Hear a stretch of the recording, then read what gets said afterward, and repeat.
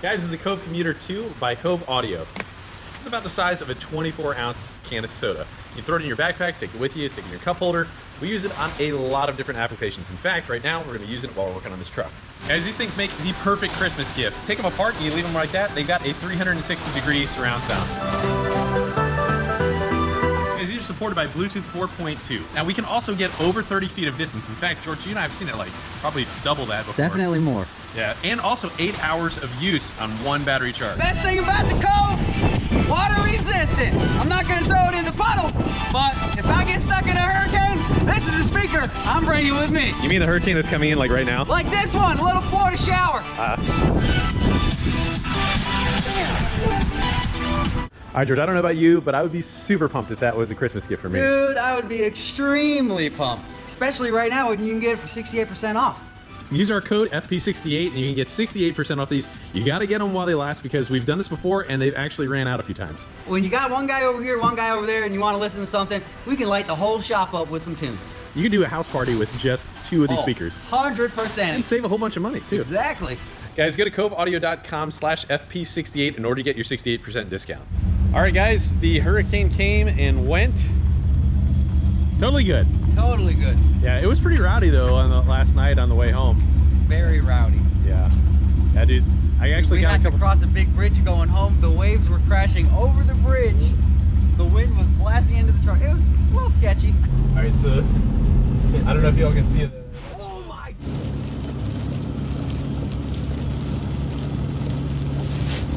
Still got a little exhaust leak. Still got a healthy exhaust leak. A little JB weld on it or something.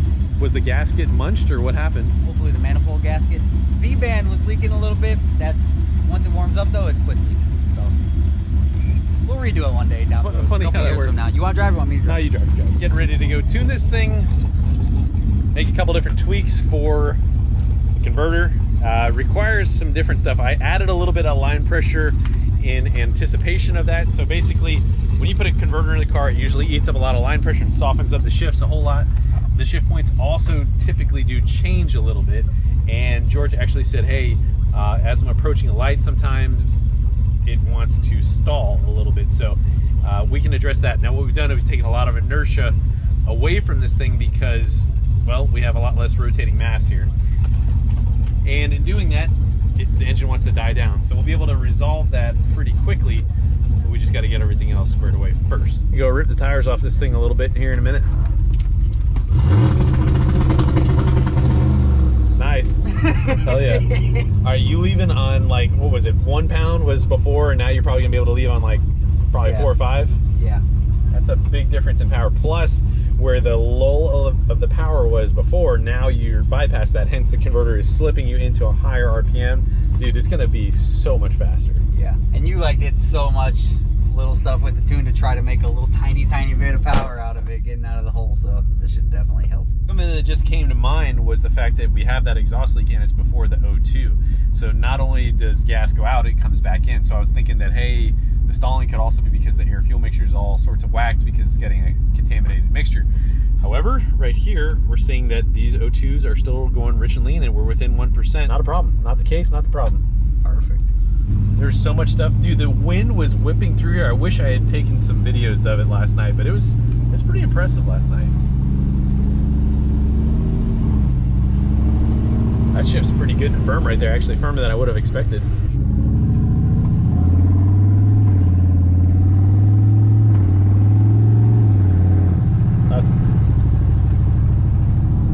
Okay, so that was like 30. Seemed way better now that you're in here, of course.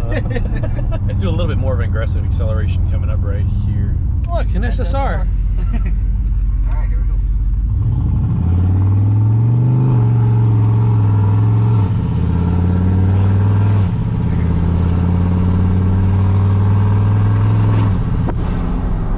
That was probably like 30, 20%, 30%. Yeah, that all felt normal. It looked normal. The shifts could afford to be raised up.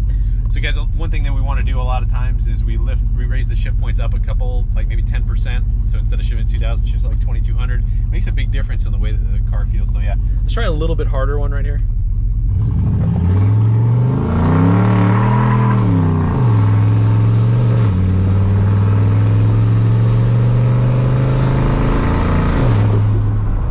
good though. Yeah, Honestly, it feels really, really good.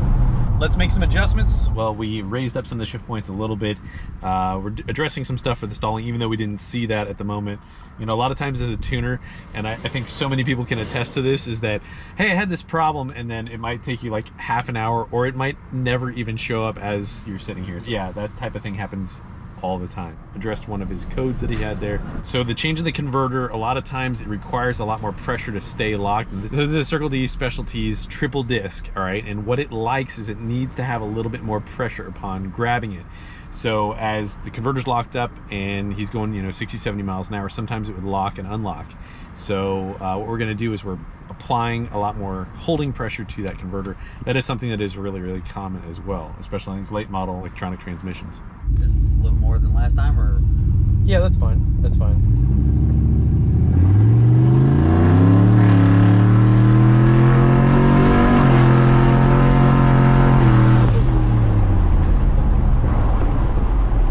I think it rips, dude. That was like 10 pounds of boost at like mid throttle there. Yeah, that wasn't really even nothing.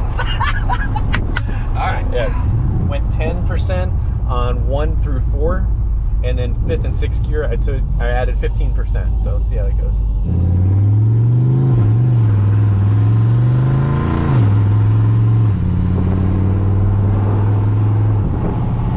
All right, so I got to look up where the converter lockup is on that, and we'll make some tweaks there because it's not exactly even. It kind of went yeah. But you know, I think you should do a quick little launch though, you know, just for the people. Gonna be breaking out this. Oh,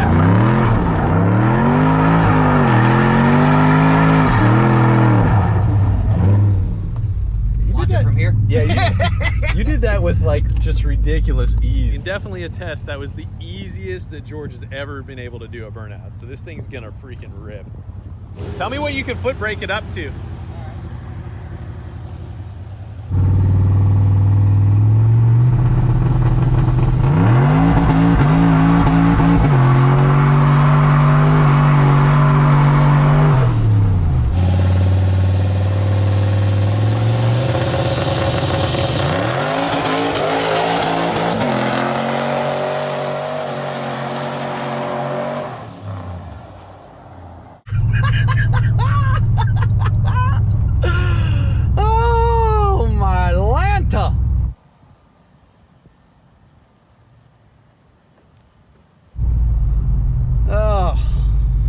Louise, I love this dang truck.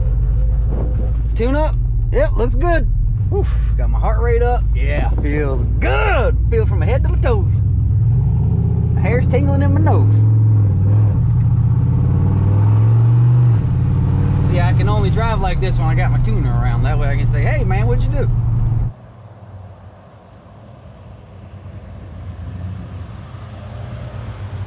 Running pretty good. Hey, what did it get up to? Obviously you broke traction, but at the track that's not going to be the case. Yeah, it'll definitely get up to 3,000 at least. I'll be able to check the data log. Hold on. You can check the data log to see where it two-stepped. Dude, my hand's shaking. The camera's so shaky. We put it. I'll do this 7 pounds of boost for sure. Before it started spinning?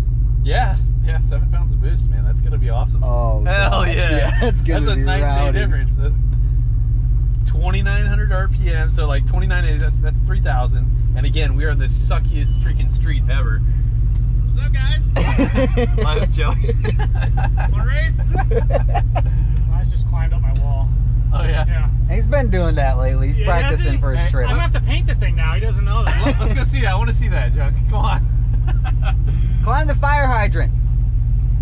That's expensive. Pansy. Fucking brake. Exactly. Imagine embracing fire hydrant. Oh my god. I gotta go see that. We gotta go see that. He has been climbing up a bunch of stuff. Dude, he can't stop. I don't know. He can't control himself. 7 pounds of boost, 3,000 RPM. Hell yeah. Circle D Specialties for the win. Yeah, that's sick. You're gonna. That's with the freaking street tire. Yeah, with a street tire on a junk street too. So. Better not park that thing. Come on, boy. What wall did you climb up? Hey, why don't you climb up the tree some? I was just thinking the same thing. This is why we can't get nothing done. We're always screwing around. Laz's Jeep has like hydraulic assisted steering. Oh my gosh, I drove it one time. It's like the weirdest thing. I mean, if you're gonna have to paint those thing anyway, so why don't we just, you know? Yeah, exactly. What's the hurt in doing it 2 or 3 times? Can't get worse, right? The deed is done.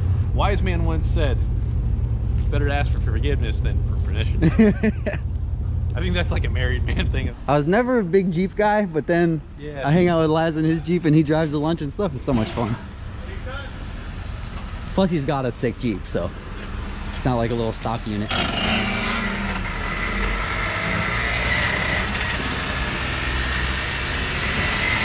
So sketchy. Oh gosh! It's good, it's good.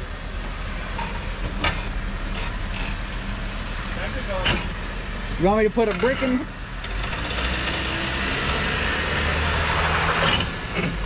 Your tires are all wet now. They were dry last time out there. I do have video first. Look how high you went last time. Oh, come on, Max. Hold on, just a minute. Alright, still at this? You seriously got white paint? Need to put a contact back. Dang!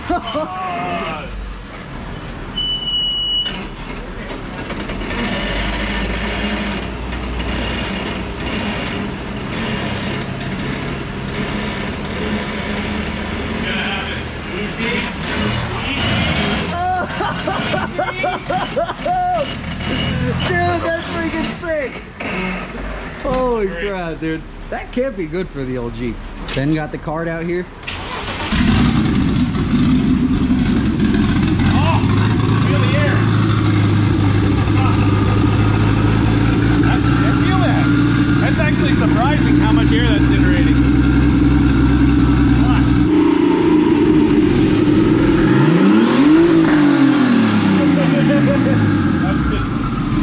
I like how short that run is. Like, honestly, that's not gonna, you know, there's no way that you could really even make it shorter without all that cooling. That's Get it out. well done. It's gonna be responsive. Sick too, so it's like 4 inch? Yeah, 4 foot. Yeah. It's nice, dude. Yeah, a little tight here. Yeah. Well, dude, glad to have you back. And hey, pretty soon, Right on. getting back on Cater Tide. I can't wait. Hey, nice shirt, buddy. You're looking really good. I know a guy. Yeah, this thing's gonna rip, dude. Yeah, we got to get you back on the. We need to get you back on the dyno before you put it all on. So. Well, the good thing is I V-band the housing, so it's one bolt in this turbo. We can honestly take the turbo and just put it right here. Yeah. All right, so we got to get this thing. We just want to be able to see what this does before and after with the turbo. And you guys got to check out Ben's channel, Bayside Fabrication. Yeah. Okay. Ben's channel is Bayside Fabrication, and he's gonna. Well, you've been building this thing as it. I mean, this started life as a Z3, and Yeah, it's picking away at it, and now it's shenanigans. yeah, man. Well, I can't wait to see this thing all set up and done. But this is gonna be sick. Love to see what it makes baseline and with the turbo, because that's always really cool, nerdy information, especially with however much boost. So we got to get much natural gas, but maybe 160 horsepower. Yeah. Very cool. Now he painted it for you. Oh, how does it look, man? Oh, yeah. It's like nobody climbed up the wall or anything. Got that tire kick.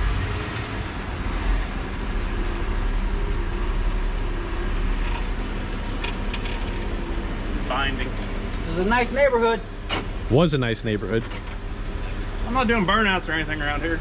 Yeah, it's got a point.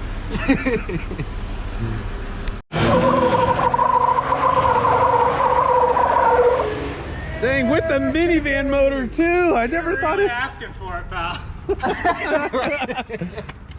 It's fine. It's fine. He's gotten. Oh, he's got to break something. I'm nervous for him. Oh no, I was more worried that you thought that the Oh, no, landlord was that's- going to be pissed before. Oh no. He'll He get. made that no burnouts rule. He'll get over it. All right, brother. We'll see you. All right, so we made some more tweaks. Made more tweaks. Sometimes I mess up here. What? Exactly, I did it again. Sometimes I mix so many words up and I'm trying to get them all out. It's like they like have a collision right in the doorway, you know? The shifts were kind of cobbled together and weren't exactly even. And just go ahead and do kind of a deal right there, it should be.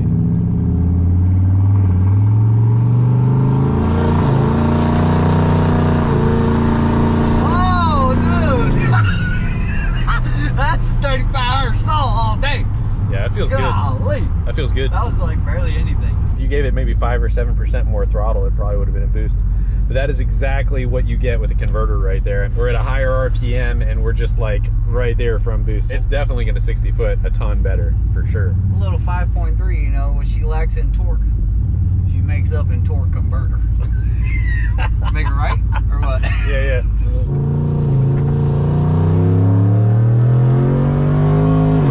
Oh, that's just good. Dude, that's just good. Yeah, that was smooth as a whistle. That was really nice, honestly. Like, I expected it to shift way sloppier than that. That's a good shift, for sure. All right, we're just trying to ensure that we get all of our shift points just right. So we need to test our 3/4 shift, and we're going to a pretty remote area in order to do that. Just trying to make sure everything is totally good before we hit up the track.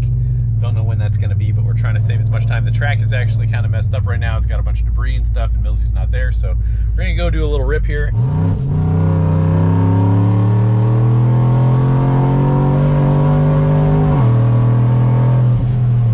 That shift's good, man. What was it? Oh, it actually leaned out a little bit on the top there. Yeah, right at the end of the RPMs, it leaned out a little bit for some reason. Let's check that out. Let me explain. We got a little problem here. All right, so our dynamic airflow right there, that's saying how much airflow in grams per second that we're having there. 811 right there at 5,800 RPM. Right there, that drops to 565. Night and day different, the amount of fuel. Literally dropped a third of the fuel map. We've got to be able to figure out why that is. So I think personally, and this is the first time we've seen that since it did it at the track. Yeah. Every other time it had been doing something else on all those other pulls. Now I think you might need another mass air, honestly. Yeah. I think we should probably invest in another mass air. We can't have something do that and be inconsistent, otherwise this thing will melt for sure. We're gonna be using that backup 5.3 way too fast. All right, so dude, you just totally dodged a bullet. I mean, like, you can't do that many times without this thing melting. So this literally just dropped a third of the fuel map at full song, you know, at 6,000 RPM right there. And yeah, that's it's not good, you know. Boost and that lean, that's like 15-to-1 air fuel, because it did drop out right there. So it's leaner than 15-to-1 at like, yeah, that was like 12 pounds of boost. Bueno. Yeah, 12 pounds of boost, 15-to-1 air fuel, 6,000 RPM. That will not last at all. So we got to figure that out. Tomorrow you're going to probably go get a MAF, you say? All right. Definitely. Got a problem, going to fix the problem, move on, and you know, hopefully not melt this thing in the meantime. It's a good thing I work for you, because I know if you say don't floor it. Yeah, I would not floor it. I would not floor it. I can't believe it just did that, though, and we're okay. 15-to-1. Yeah, I can't believe it just did Because that. I've been doing some flooring it. Feel the power lull like that, you know something's wrong, you know. Back in the day, dude, I think I was like 19 years old. I was messing around with my C4 Corvette, and that was my baby to learn how to do it. And I'm like over on the Gandy Bridge. I'm like trying to go like 90, 100 miles an hour, and I'm like flooring it, and it's like, it's not going. And I'm like, I look over, and I'm like, oh my gosh, it's dead lean. I had no idea. Something had happened with my mass air, and I was sitting there staying in it, and some freaking dude in some import car comes like just going by me. I'm like, come on, I know this thing makes some power, but no, when it was running that lean, not at all. So if you guys feel something that's kind of like a lull or a gain in power, it's usually an enrichment issue, and that's exactly what we had. So lives to fight another day tomorrow. All right, brother. All right, guys, thanks for tuning in. I was so blown away at how many of you guys really totally dug on cemetery gates on the last video recommendation here. So I got something else a little bit for you here. Check out Blacktop Mojo, and they got this song called Open Road. Their style a lot. Hopefully you guys will as well. Not as hard as Pantera. Also wanted to thank you guys for your support. Please check out the Fasterproms store. We've got some pretty awesome merch. Stickers, hats, t-shirts, lanyards. We also got some sweaters. Got some shirts, and still got a few Uncle Sam posters left. So check those out before they're all gone. Also, wanted to leave you guys with a couple of quotes here. This first one is by St. Augustine. It says, "The truth is like a lion. You don't have to defend it. You set it free, and it will defend itself." Also wanted to leave you one more here. It's always darkest before dawn. Guys, if you haven't got your ticket for Les Mullets, get it now because you're going to be running out of time.